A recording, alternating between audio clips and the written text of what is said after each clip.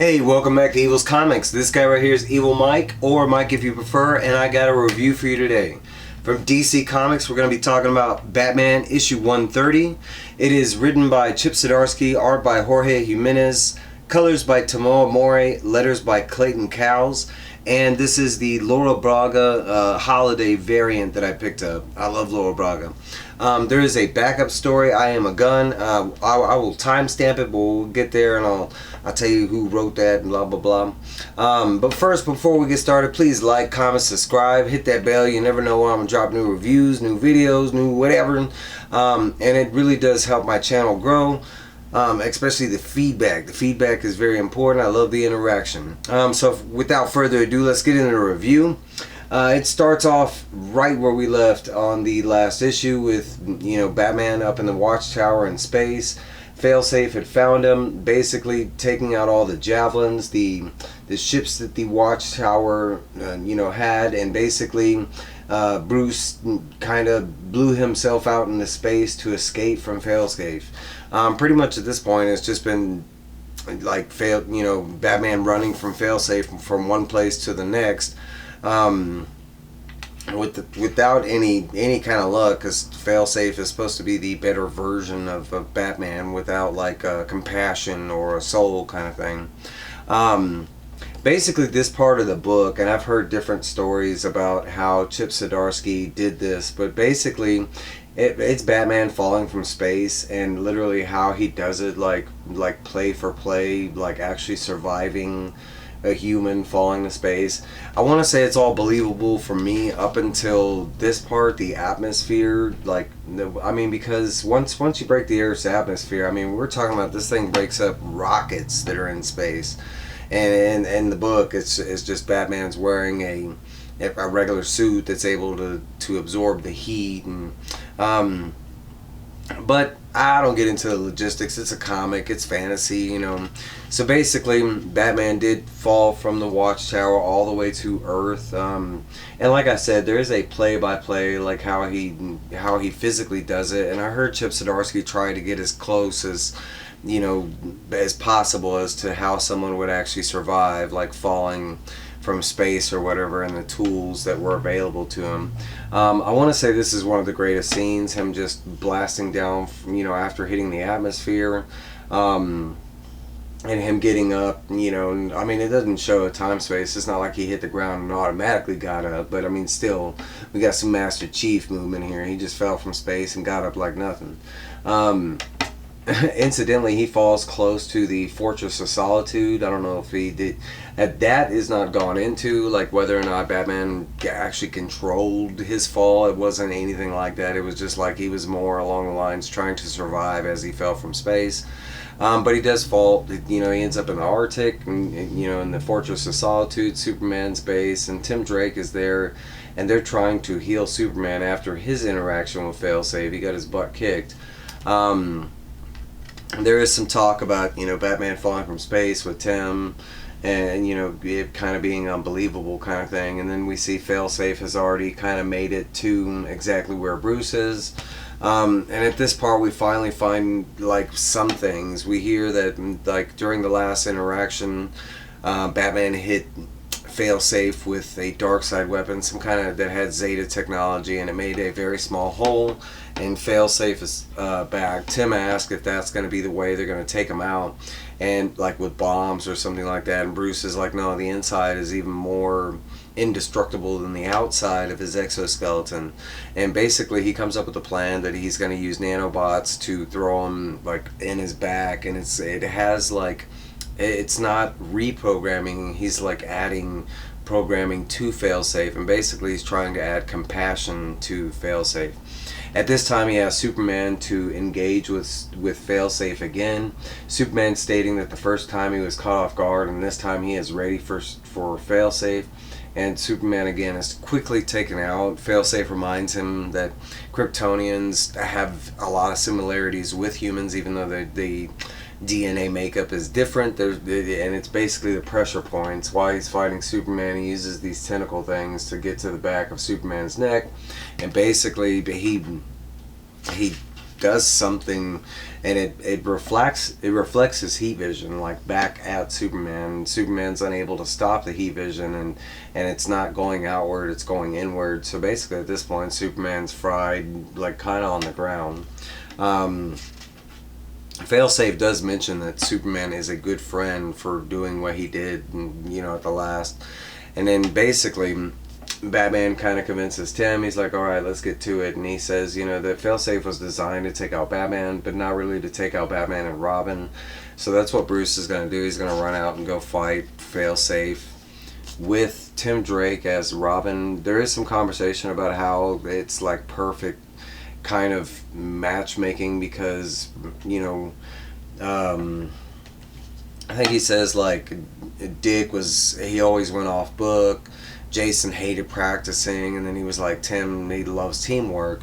In the beginning it does look like they do some damage as a team, but quickly Failsafe kind of does the same thing that he's done this whole story, and he just starts pummeling the hell out of Tim Drake and Bruce Wayne Batman.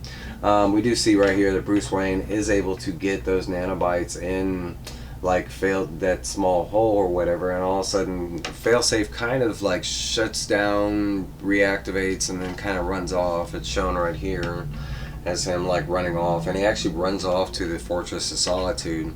Batman doesn't catch it at first, but all of a sudden he's like, wait a minute, there's all kind of dangerous stuff in the fortress. So they quickly run after Failsafe, and before they can really like, you know, catch up with him, whatever. And again, this is supposed to be passion that was like injected to him, but we see that Failsafe has managed to grab a gun, and the events that are about to happen, this is at the point where if you don't want to see, like, you know, that the spoiler free, you know, because I'm known to spoil everything in the book, that's why I'm reviewing it.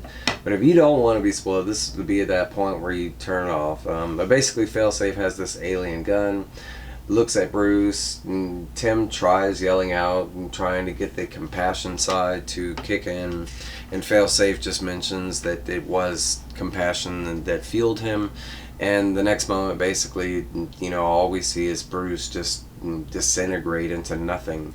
My first thoughts after seeing this, I wouldn't say it before, but basically I think that's a Zeta weapon. It kind of looks like that, and we're going to get there in a second. Basically it looks like at this point that Bruce is dead. It just shows like, you know, some smoking embers that are left. Failsafe destroys the gun that he used to kill Bruce, and then after that he says that, you know, Batman has been deactivated and his programming has ended, and Failsafe just kind of blasts off and takes off. And as far as we see, that's the end of Failsafe at the moment. The very last page in this story, before they get to the secondary stories, we see Bruce is not dead at that specific scene. He looks pretty bad. I mean, he is definitely beat the hell up and bloodied, and his suit is like half there. But it basically looks like that he got teleported to another Earth, another universe, something like that. It does say that it says next, a world of crime, and it does look very similar to Crime Alley, the makeup, and there are some reflections, and you can kind of see it looks like movie theater, which would be the Zorro, or depending on which you know, which universe he pops into, but it should be the Mask of Zorro. Okay, so this is going to be the secondary story. I Am a Gun, written by Chip Zdarsky, art by Leonardo Romero, colors by Jordie Bellaire, and letters by Clayton Cowles, and this is the finale to I Am a Gun, and this is basically the story about Zur-En-Arrh in the conclusion, and basically Batman, as Zur-En-Arrh at the moment, has captured Joker. He's beaten the crap out of him, and he's basically telling him that is like the biggest mistake, is letting Joker live. He is a monster. Monsters need to be slain, and basically that's the difference between Zur-En-Arrh versus regular Batman, is he has already realized that he needs to take out all the criminals, kill them until death does not pose like a threat to innocent people, that kind of stuff. And his story was it's outstanding. The art, they use this old school looking, you know, kind of gimmicky art that they've used in The Brave and the Bold and some other stuff, but it really works in this story. But basically it gets to this point because of this, all of this is in kind of like Bruce's head. There is Batman fighting the Joker in the real life, but most of the story is in Batman's head, talking to Zdarsky. And basically at this point the Joker kind of develops his other personality, like, and he kind of states that he doesn't remember how he became the Joker and like when it ever happened, but he does realize that he doesn't like being who he is, and he kind of asks Batman to kill him and stuff. And at that point, Zdarsky, as Batman, throws Joker just off the side of a building.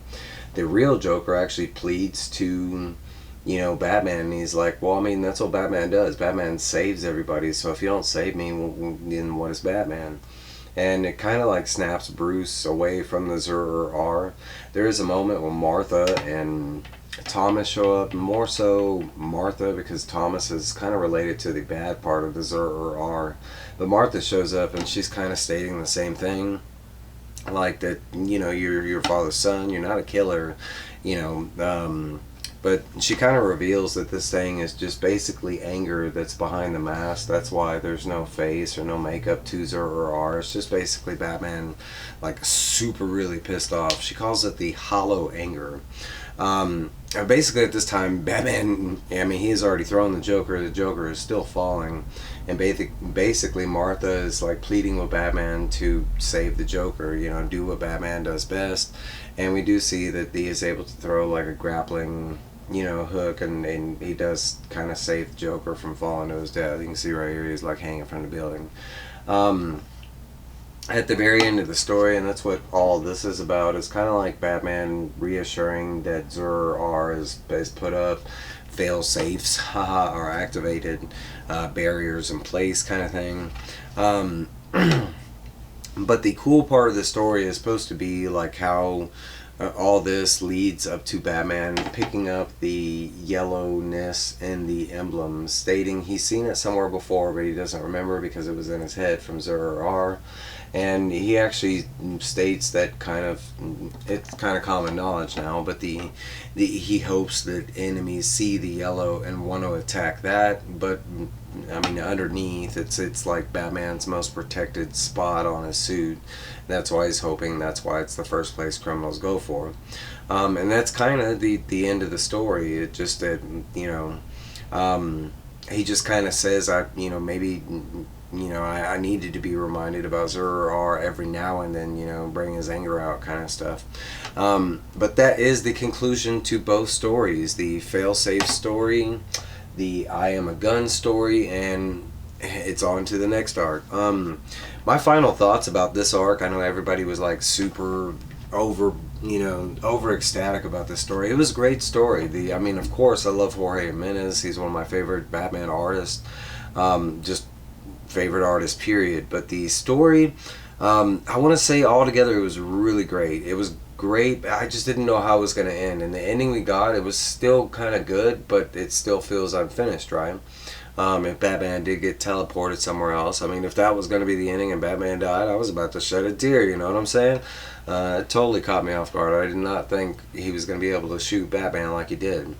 But I kind of have a feeling they're going to do this whole, like what they did when he got shot with Darkseid's Omega beams back in the day, and he kind of was teleporting to the past or something. And I kind of have a feeling that's what's going to happen, because Failsafe ran in and grabbed like some kind of gun from the Fortress of Solitude.